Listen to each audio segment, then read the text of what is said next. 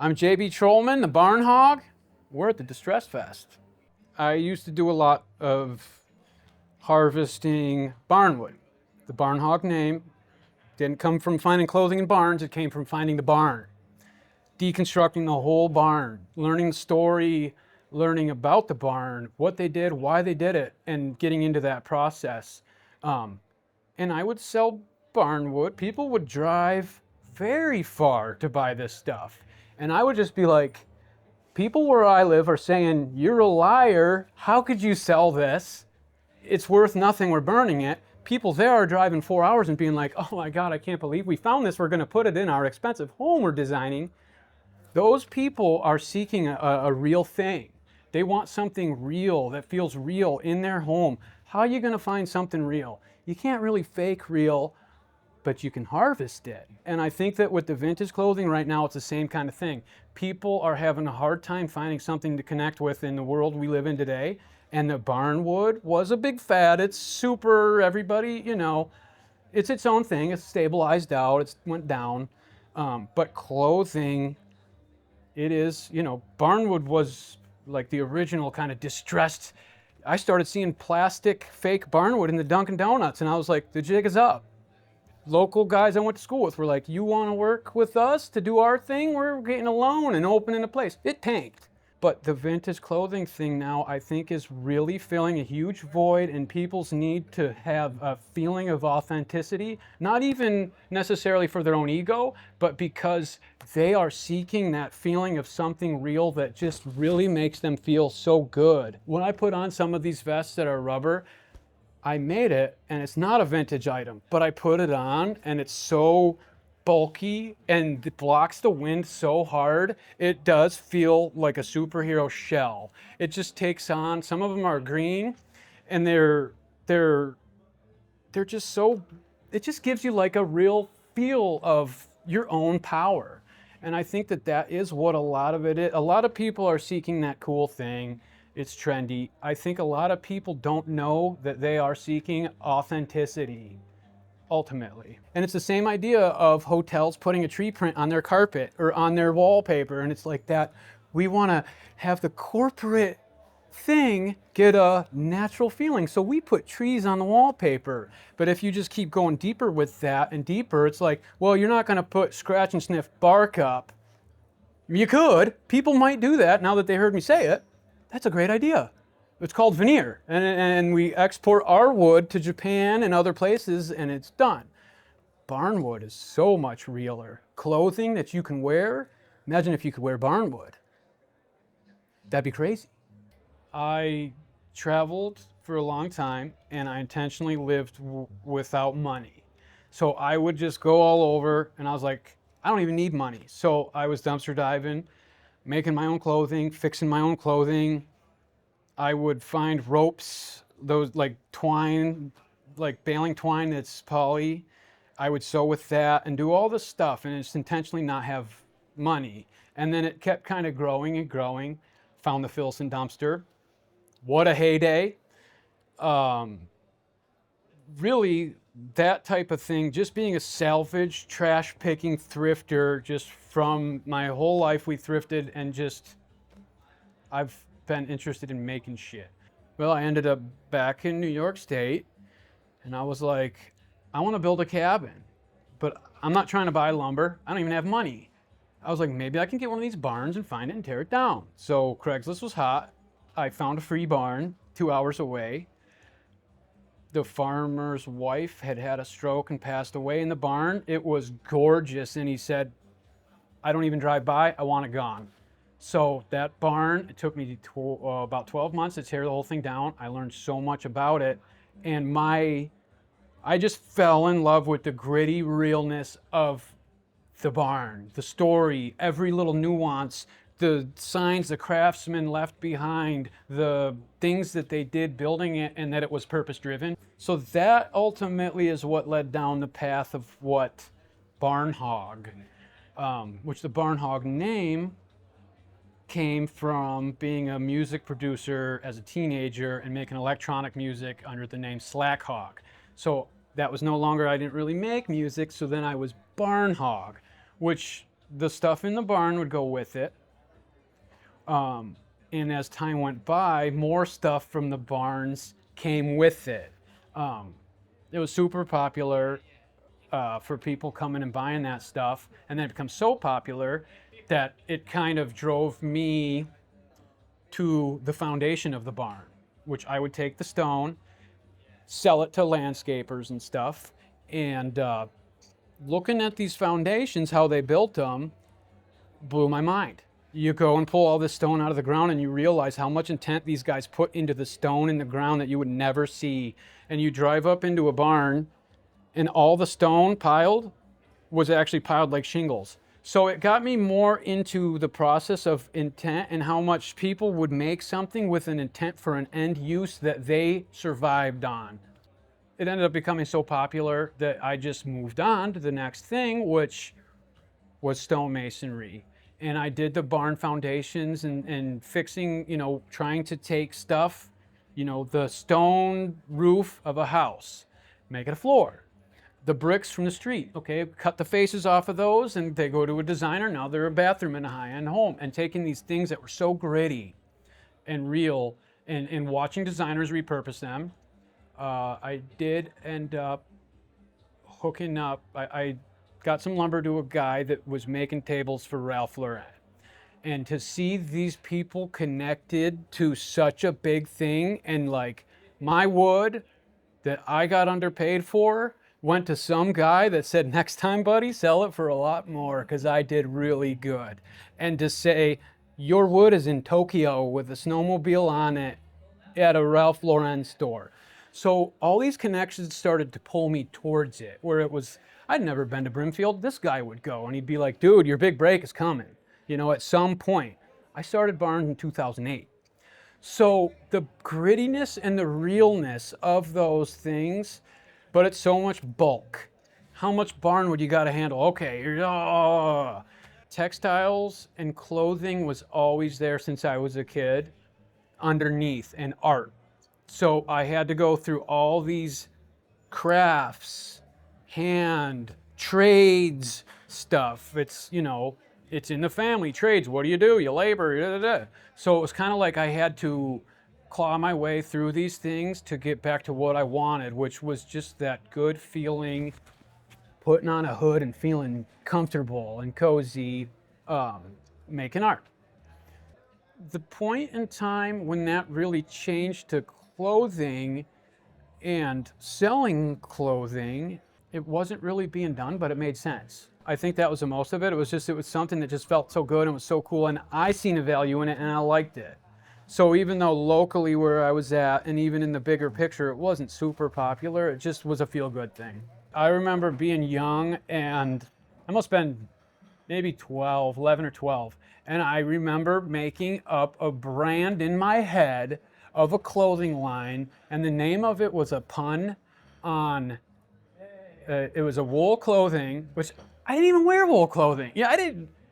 But it was a pun on the female sheep, a ewe, and it was EWE something, but it was like a pun and a play on words about this ewe something. I never made clothes, never started a brand, never made a label, but I remember distinctly having that idea for the future for like, I want to do this thing. One of the first things I ever sewed, my mom had a pair of Chuck Taylors that were high tops and they flipped up and they were yellow and turquoise, but when you flip them down, the turquoise, so she let me cut them apart. And I hacked these things and I made a cape for one of my dinosaurs and shit. And I didn't really sew for a long time from then. I did the normal arts through school and whatever. Sewing was never even a thing. The Filson dumpster and me being on the streets making and mending my own clothes really brought that in, like, as a need to shelter yourself and a desire to kind of take the trash. There was a lot of good trash at that point in the Filson dumpster, life-changing. And I would hand make bags and stuff and just sell them for like $40 and spend so much time in the streets doing this shit, making my clothes. All my clothes were just crazy colorful and stuff. I don't think I realized how valuable it was to have so much time on your hands at that point, but I do now. And it's to look at a lot of the clothes, the peasant clothes that somebody spent all winter fixing this thing that should have been thrown out.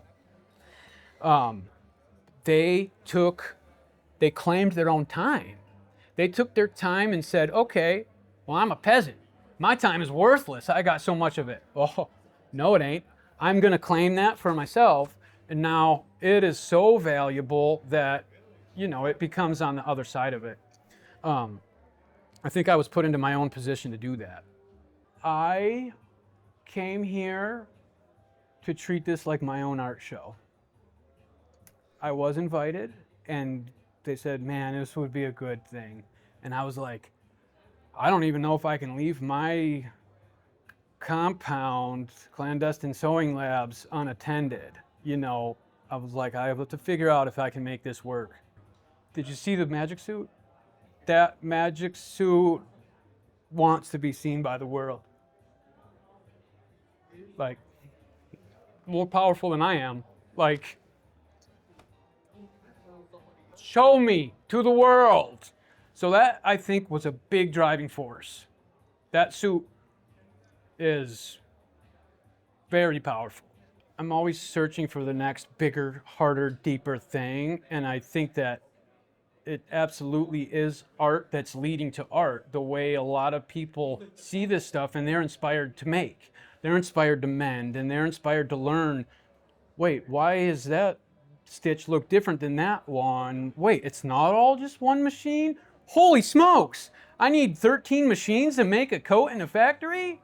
And it's just really leading people into development of themselves in a technical way, whether they're considering themselves an artist or a maker or a mender or any of it. People are here to look at art, hanging on the walls and stuff like that, and they want to wear it. My work is done under 2 concrete slabs in a place that I call Clandestine Sewing Labs. It's a dangerous building that is completely disconnected from electric, gas, water, and heated with wood. I try to not see other work. Things that I see people are doing that are similar to what I'm doing, or if I'm doing something and they see it and start doing it, I'm just like, game over. It's being done. So I'm constantly trying to seek out that next deeper thing that is worthless, seeming, but so full of value that it could be reinterpreted, which makes it difficult because you take something that's not popular and try to put a value on it, and it's in this realm that's in between. It's not worthless, it's priceless, but has a price, so it ends up a really interesting spot. But I find that, I find a lot of inspiration from shit that's just been overlooked and forgotten. And the more that the vintage world is remembering these things and this, and it's the same thing that is amazing, but it's just the same thing. The vest that I made, this vest is to complement a hoodie, essentially. They're very popular right now. So rather than saying, I've got a machine I could do an after hood, if I took the time, I've got a 9-thread flat lock. They use them for that. Why my time to put a value on it, to make something you can find, to me, that's worthless. But to make something in the look and say, I can take other trash that's less valuable and complement, hopefully, something that exists that people love, but also make it very functional, reversible, cozy, expressive, that to me is kind of what's more important than being a part of what's happening, so to speak. I don't want to see what other people are doing, and then I don't even want to see it and then feel like it's too close to what I'm doing. Now I need to alter it and go deeper. Oh, okay. Patch pocket. Oh, no, we got to do the welt. It's got to, let's just make it so when it's reversible, you can flip that in. It's got to be a little bit harder to reach. There's corporate executives who are looking at my stuff, and manufacturing regions in Pakistan, and these people are so skilled. They look at it and go, Why didn't we think of that? Let's get on it, man. And they do. And it might not be authentic in the same way, which is worse because now they're doing it bigger and, oh, it botched. Well, it looks like what I did, so did I do a better job of their idea or did they botch mine? And it ends up in a weird thing where I'm just so self-conscious of it, where I'm just like, I've got to get farther down this wormhole of unknown discoveries, new education, new technical challenges. It's super easy right now to look at key things that are hot and make a Pinterest board out of a clothing. And it's super good for your skills as a person to say, I'm going to add every element I can into this piece. I would say learn more and focus on the intent of why. What is this piece for? Is it just to look cool? You want to look good? That's its own thing. You want to be warm and comfortable? That's its own thing. You want to incorporate salvage and whatever? That's its own thing too. But really, not necessarily sitting down with a notebook, drawing and writing and all that stuff is really good. But thinking and feeling about why are they making the clothing and what's it for? And to get to the basis of their own wants and needs for something rather than trying to perceive what is popular on the market. And not to make it an economic thing, even though it ultimately does have to come back to that for someone that's trying to not just be an artist, but to look at the things that they are drawn to. I've had conversations today with several young people who are incorporating different ideas that they have that they're going to school for. Industrial design, business, fashion. Don't be afraid to take time. Put something down and look at it for a long time, laying there, and work on something over here and look at it out of your soft focus. Like, you don't have to look directly at this thing. Just let it play on your subconscious. Stuff like this, I keep going back and looking and bringing pieces together, and does this work with that and the colors? And then I'll say no, and then I'll say yes, and then I'll finally bring them together. Let that happen, because that's really how you're going to derive from your own vision versus just building a Pinterest board off of what's popular. For people to go forward with a new thing, even if someone else might bite it tomorrow and then they don't get the credit because someone more popular did, it still is gonna push them technically into something more real. Paying attention to their intent, really, what their intent is, and balancing the intent of what they're trying to accomplish with this piece. If people just want to be part of a scene, that's super cool. I don't have that where I live. It's literally, there is no scene. It's, let them cook. I don't know, what is Clandestine Sewing Labs? What is in that building? Got to be something. Got to be clandestine. Oh, it's just a sewing thing? So there is no scene. So I'm left to stew in my own concrete pot. And a lot of people don't get that because they're so much a part of a scene, and it's hard for me to relate to that. So my best advice would be to pay attention to their own intent and don't be afraid to take time and then not finish something for, you get this drive to finish something and to want to show the world. And then you get lost in this showing the world instead of going deeper to bring something that hasn't been seen to the world or something that's not seen often enough to the world. I love patterns, fractals, all that random in nature, love it. I want that real thing that's an ebb and flow. Ebb and flow, ebb and flow. And that's what's happening now. And I think that this actually ties in with the last thing about what people are doing when they're making. Don't become so hyper-focused that you do one thing. Oh, type 1s are popular. Let's start a brand right now we're gonna do that.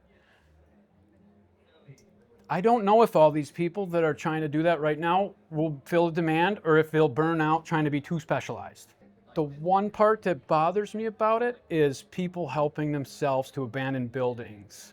I live in a region where theft and, you got mom and dad's farm out back and you don't know what's in it. Maybe you start caring about clothing tomorrow, but some kids already stole it and ransacked it. And in some cases, that's super, it's like a city-owned zombie property and stuff. That's one of the changes that has become challenging for me to see, is how like people are just so after this shit, and it's just sitting there.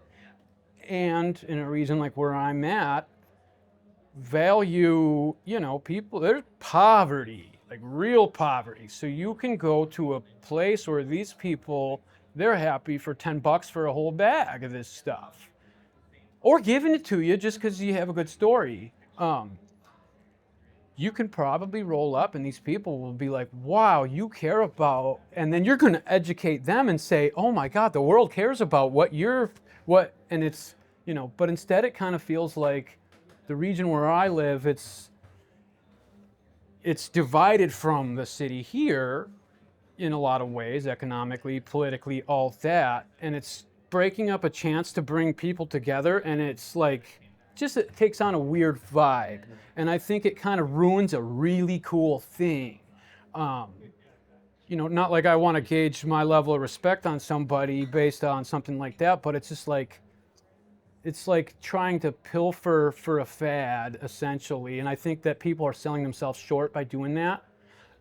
And it's probably a lot of opportunity for people to feel differently about it tomorrow based on, maybe that doesn't feel that good. So a lot of it would lead to growth in people who had those, they're gaining an appreciation for these things. And maybe that's what it takes.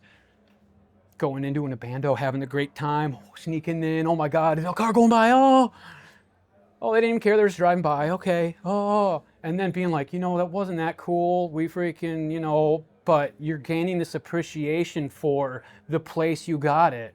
You remember that farmhouse we went to? It's gone now. Well, we trespassed, but that place felt good. It was so fucked up, and it was just so perfect and beautiful. And I think that, out of that could come that. It has grown tremendously to the point where I think a lot of voices get lost inside it. It's been amazing to see people grow and find voices that they didn't have, find communities they didn't have, find economic situations that they did not have. Textiles, they're rotting away.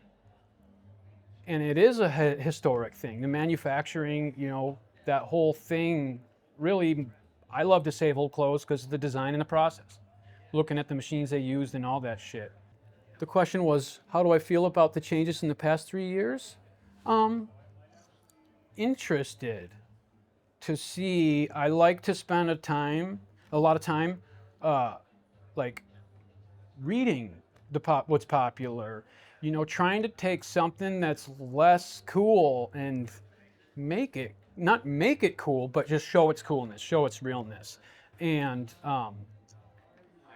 I think it's interesting to see what's going to come next. A lot of people are looking at clothing, finding clothing, and they're becoming makers. And they're going, wow, this stuff is really cool. And I think the interest in where it's leading people to more manufacturing and machines, which I've seen. A lot of people who were doing just clothing, now they're starting to get machines and saying, dude, I never thought I was going to be going down this path, and now I'm on it. And I think that is one of the coolest things to see vintage clothing turn into manufacturing for people. Even if it's not manufacturing, it's giving them a chance to be more of a creator. It's been pretty unreal to just meet so many people and to have so many people, look at the stuff I've made, not realize that I made it when they initially seen it, and become really inspired to go and do more. People who have been seeing what I've been doing, that I've shared a little bit, and just being like, man, wow, it's awesome to come and see how interested and driven so many people are in this. It's been an awesome time. A lot of people are scared to take a risk, I'm very fucking judged. Really? Oh my God, am I judged?